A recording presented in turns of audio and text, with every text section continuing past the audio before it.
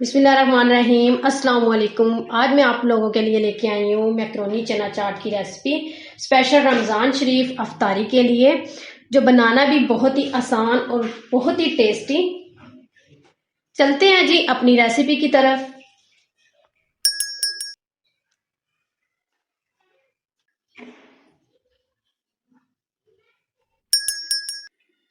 बिस्मिल्लाहिर्रहमानिर्रहीम। जिसके लिए हमने 1 कप चने लिए हैं, जिसको हमने बॉईल कर लिया था। 1 कप मैक्रोनी, 2 मीडियम साइज के आलू लिए हैं, उनको भी हमने बॉईल कर लिया था। 5 टेबल स्पून बंद गोभी, 1 मीडियम साइज का टमाटर, उसको छोटे छोटे क्यूब में काट लिया।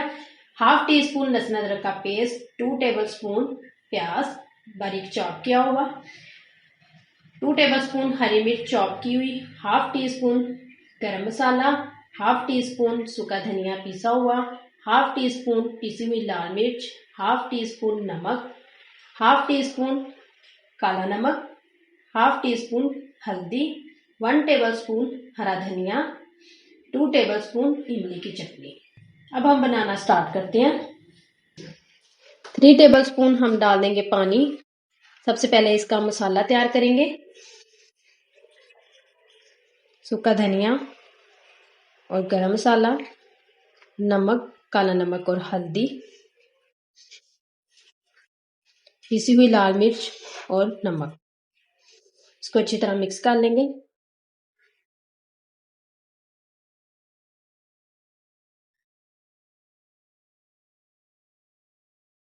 देखिए जी, मसाला हमारा रेडी हो गया है। अब हम इसको कर देंगे साइड पे।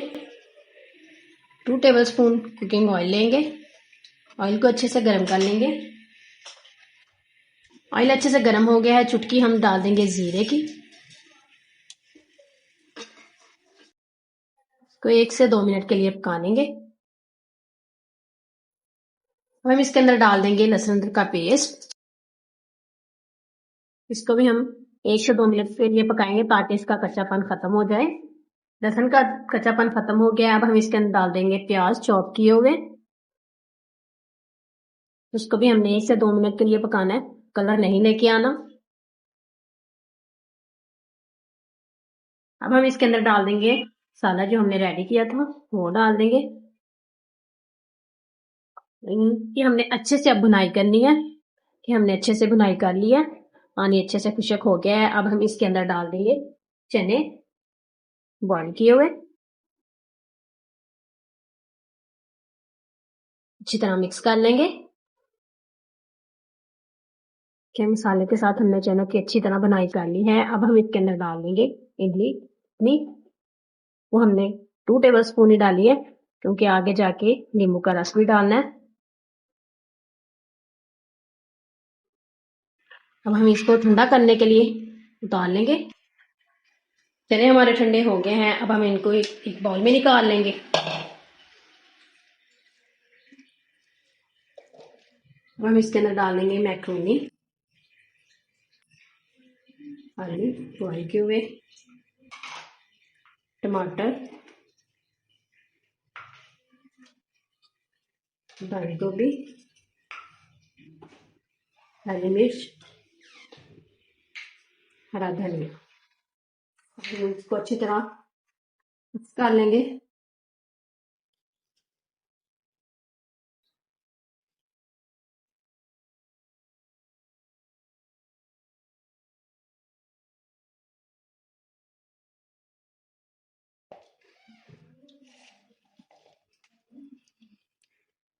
अब हम इसके ऊपर निचोड़ देंगे नींबू।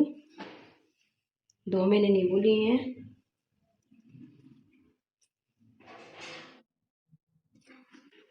नींबू को भी हम अच्छी तरह मिक्स कर लेंगे।